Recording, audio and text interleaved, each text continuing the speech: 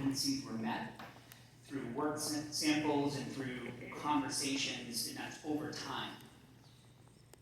It's really kind of like a compilation of greatest hits. It's student-centered, and it's an opportunity for our students to show off. The second is, are student-led conferences. Currently, student-led conferences are happening in many of our schools, and these provide a structured opportunity to also showcase learning, engagement, and act as forums to promote student confidence. These conferences can also feature authentic, specific language telling the story of what the student can do, and also what they hope to do in the future. The third metric is student perception data.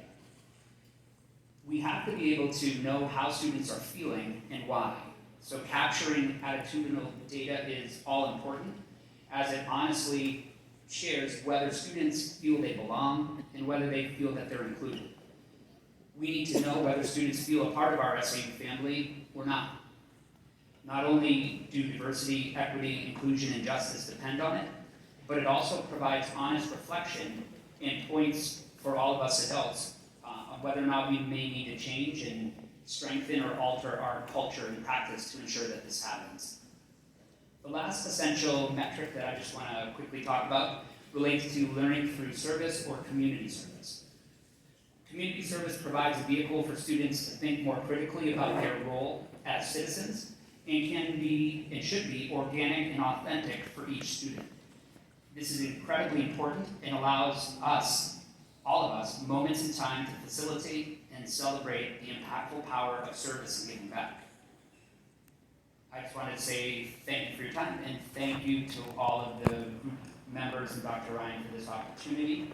And at this point, I would like to invite Assistant Superintendent Asfeld to talk about the portrait of an educator.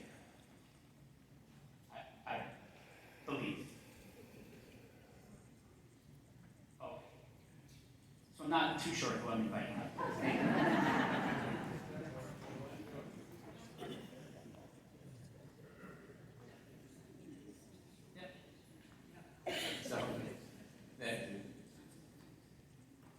David Bryan and Don Sales will talk about growing our educators. So first I want to say thank you to the team for giving me the opportunity to participate in this group. It's really refreshing to participate in things like this and just learn a lot throughout the experience. And it really does show the continued efforts of this administration and this district to just be inclusive and not develop strategy with that. So I really appreciate it as a parent. My focus on this team was the measurement and the alignment of our educators to our current SAU 16 priorities. I'm going to kick off our subgroup by covering a portion of this. I'm going to talk a little bit about the learning certification as well as the parent survey and the feedback we get from parents. So you talked earlier, Adam, about being able to measure things and things that were quantifiable. To us, the easiest thing that's most quantifiable are PhDs, certifications, things of that nature. And it really does a lot of things. It's not just a number, right? Having that percentage of advanced degrees that are in the district tells us a lot of things, right? It tells us how do we compare against other schools, other districts that are in not only this area, but nationally that are implementing some of these same procedures, policies, frameworks that we're implementing around CBD.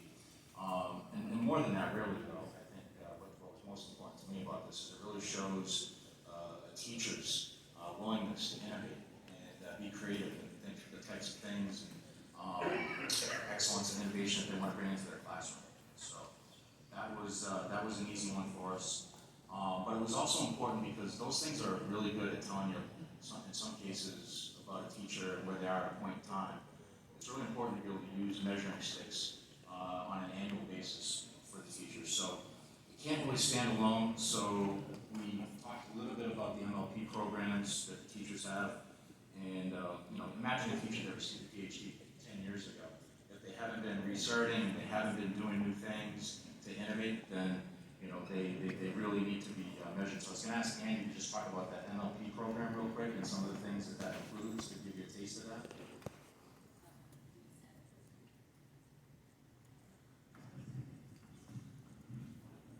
Yeah, so for those of you that don't know, MLP stands for My Learning Plan. It's a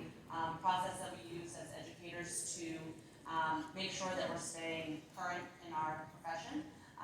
This year, I just had my full formal recertification process. And every year what we do is we set goals for what we want to do to become better as educators.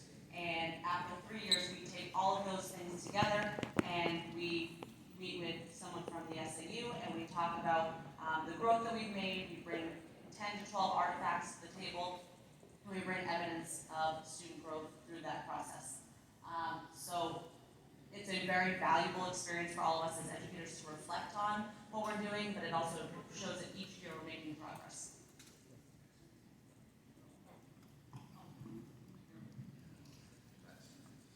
So the last thing I'm going to talk about here is really, there's the parent feedback section and doing those surveys there. There's really two customers, and that's the way I look at everybody in this room. If you're a customer of this school district, the parents and the students, and that's it. So in order to make sure that we're giving everybody a voice on a very regular basis, we felt it was necessary to make sure that we're including, regular parent feedback surveys, so that it was done on a recurring basis and it was collected as a whole, so that they got a big sample of feedback from the parents out there. So that was it for us, for me. So actually back one, Adam. I still do student survey. So one thing that goes into the My Learning Plan process is that we get observed by administrators. I often ask some of my colleagues to come and observe me that teach the same content level. But something I really value in my classroom is getting feedback from my students. So we would like to make sure that it's happening throughout the school, that students are part of the feedback process with improving our teachers and helping them to grow. So we put that in there as making sure that students are actively participating, not a do you like your teacher, and does your teacher like you. It's more about does your teacher know you as a learner? Do they know what you want or how you learn best? Do they provide you with opportunities to explore your interests? So more of a broad getting to know the learner, and making sure that teachers are reaching each of our students individually. Now you can go on to the next slide. Awesome.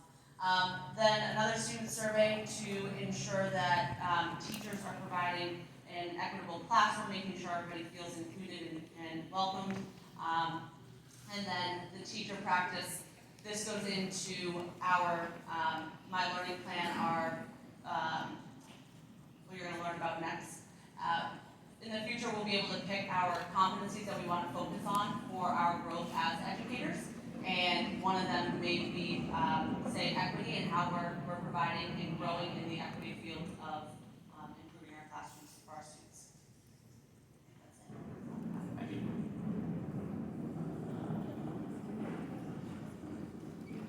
Thanks, Amy. Thanks, Dave. I had the pleasure of working with a group of 7 people in the Growing Our System section. I'd like to thank Ann Hadwin, who's the curriculum coordinator for the Cooperative Regional School District. Whitney Forbes, she's a grade 2 teacher at Stratton Memorial School. Neil Levis is a health teacher at CMS. Sharon Spooner, who is an employee over at SST. Kimberly Meyer, who's on our school board here in the joint board. Rebecca Bloomberg, who's a very proud Blue Hawk who graduated just a few days ago. And Jen Katzborn, who's our Assistant Director of Special Education at CMS. And so I would like to turn it over to, I think, Ann, are you going to begin this portion? Great, so one of you can have a handheld and the other can use the stand.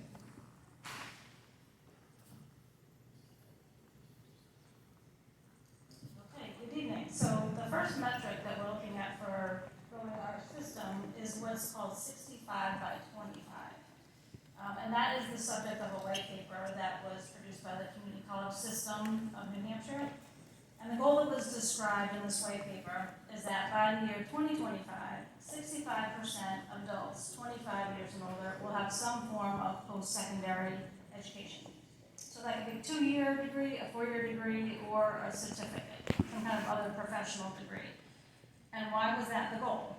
Because it also in this white paper, it was predicted through data that by the year 2020, 68% of the jobs in New Hampshire would require some kind of post-secondary education. Also, we know that what the data shows us is that post-secondary education is also related to employment attainment and also prosperity. It's related to increased income. And these are all things that we want for our students, for our community, and for the state of New Hampshire.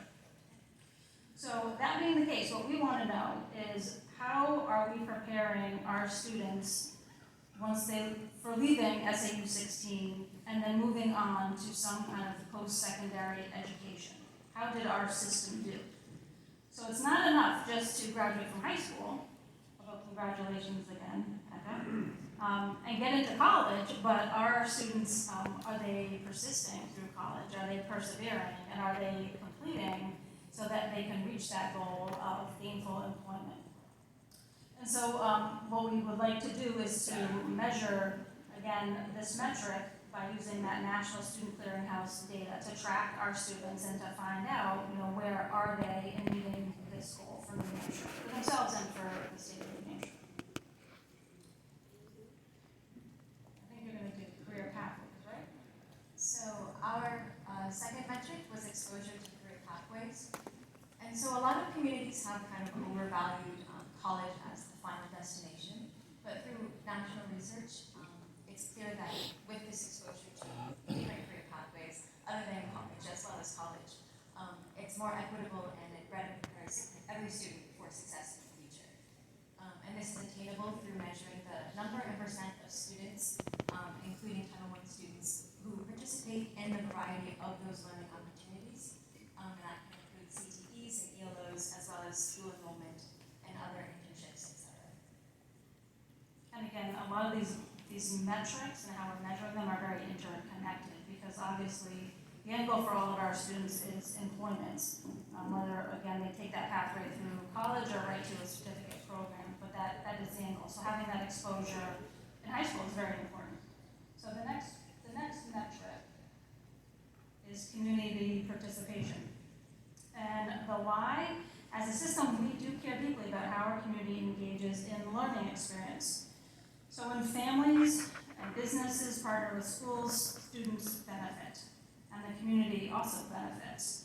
And again, research tells us that when parents are involved in school, that there's improved academic achievement for their students, that there's improved attendance, improved behavior, improved social skills, and they're more likely to graduate and then pursue post-secondary education.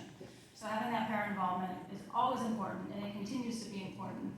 And one thing that we also know, I think, as educators, and maybe some of you as parents have found that in the early grades, there's typically a lot of involvement, and that can kind of tend to kind of taper off as our students get older. And so it's really important that we continue to engage our parents at all levels, also our K-12 system. And also, we're very lucky here in SAU 16 that we're very resource rich as far as our businesses go.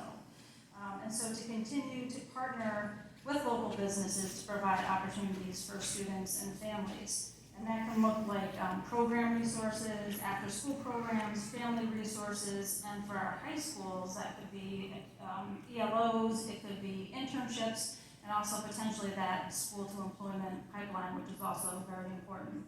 So we want to continue to grow those opportunities. And then lastly, there are a lot of members of our communities, and in any community, that don't have kids in the K-12 system. And so how do we engage those community partners? How do we bring those people into our schools to participate in programming that we have, or simply to use the buildings and understand that they are part of this system as well? And how we're going to measure that is we want to look at the increase of parents engaging in all kinds of activities in our schools, looking at developing those community partnerships, so whether that's CTE programs, ELOs, business partnerships, and then also bringing our community members into our buildings to utilize schools and programming. And then the last metric is budget allocation. How we spend dollars sends a strong message to our community. And as I'm sure many of you know, especially on the school board, that the budget tells a story, right? And it tells the story of what we value and what our priorities are as a district. So if it's diversity, equity, inclusion, and justice, if that's the priority, if it's student-centered learning, if it's innovative practices, if those are our priorities, then we should see evidence of those priorities reflected in how we allocate resources. And that's within our system, our K-12 system. So how we're going to measure that is the increase of money spent on those initiatives, student-centered learning, DEIJ, et cetera.